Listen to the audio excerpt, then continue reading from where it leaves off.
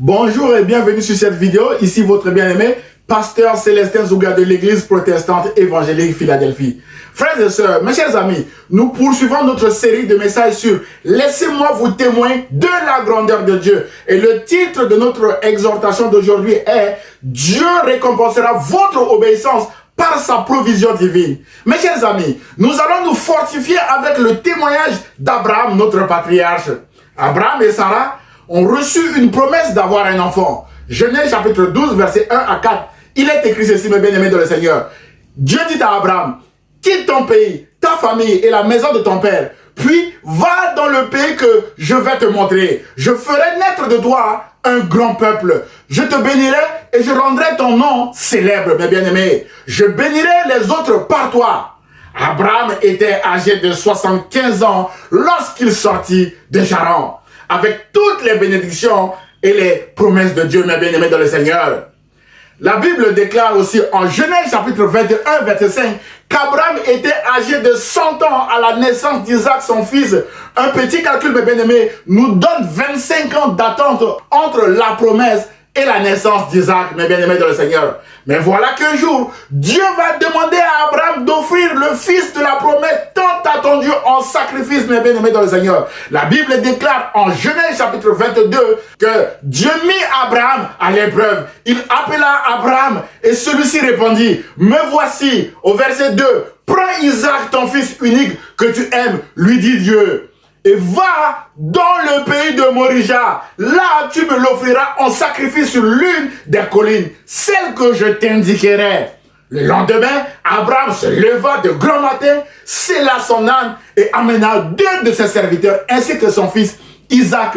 Il fendit du bois pour l'Holocauste, puis il se mit en route en direction de l'endroit que Dieu lui avait indiqué. Mes chers amis, l'obéissance d'Abraham dans ce récit est remarquable. Après 25 ans d'attente, voilà Abraham à nouveau sur le chemin de revenir à la case du départ avec Dieu. Tu es le fils de la promesse, mes bien-aimés dans le Seigneur. Abraham se met en direction de l'endroit indiqué par Dieu pour aller sacrifier son fils Isaac au nom de la foi en Dieu, mes bien-aimés dans le Seigneur.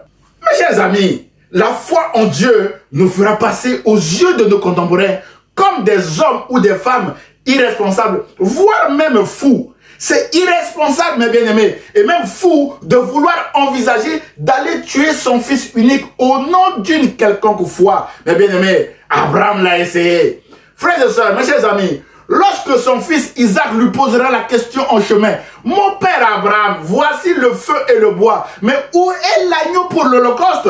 Verset 8, Abraham répondit, « Mon fils, Dieu pourvoira lui-même à l'agneau pour l'Holocauste. » Et ils suivirent leur chemin, tous deux ensemble, d'après Genèse chapitre 22, versets 7 à 8.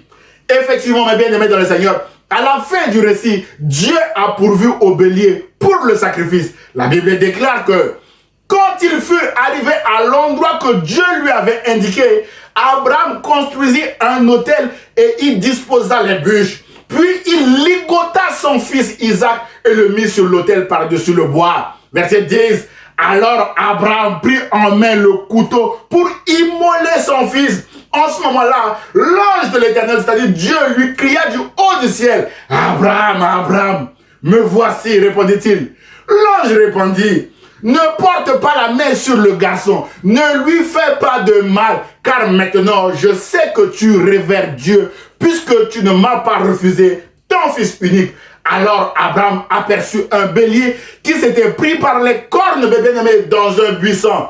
Il s'en saisit et l'offrit en holocauste à la place de son fils Isaac. Mes chers amis, le Dieu d'Abraham, le Dieu d'Isaac et le Dieu de Jacob ne supporte pas le mal, ne veut pas de sacrifice humain. Celui de Jésus est suffisant et ne veut pas faire de mal, mes bien-aimés dans le Seigneur, à quelqu'un ou à quelqu'une. Dieu a interdit à Abraham de tuer son fils Isaac. Dieu lui a rendu son fils et lui a donné un bélier à la place, mes bien-aimés dans le Seigneur, d'Isaac, son fils, pour le sacrifice. Mes chers amis, la foi en Dieu n'est pas une folie ou une irresponsabilité. L'auteur de l'Épître aux Hébreux nous a aidé à comprendre l'attitude d'Abraham. Dans Hébreux chapitre 11, verset 18 à 19, l'auteur de l'Épître aux Hébreux dit ceci. Dieu avait dit à Abraham, par Isaac, tu auras des fils qui porteront ton nom. Mais Abraham a pensé que Dieu a même le pouvoir de réveiller quelqu'un de la mort. C'est pourquoi Dieu lui a rendu son fils comme si celui-ci revenait de la mort. D'après Hébreux chapitre 11, versets 18 à 19. Frères et sœurs, mes chers amis, Abraham a agi sur la parole de Dieu, sur la promesse de Dieu. Cette parole qu'il promettait de faire de lui une grande nation. Et Abraham a fait confiance à cette parole. Abraham a fait de cette parole son bouclier. Ce qu'il avait reçu en Genèse chapitre 12 que nous avons lu tout à l'heure, mes bien-aimés dans le Seigneur. Aujourd'hui, l'histoire a confirmé que Dieu a tenu ses promesses envers Abraham avec la naissance de Jésus qui élargit encore la famille d'Abraham. Jésus a déclaré que Abraham, votre père, a tressailli de joie de ce qu'il verrait mon jour. Il l'a vu et il s'est réjoui.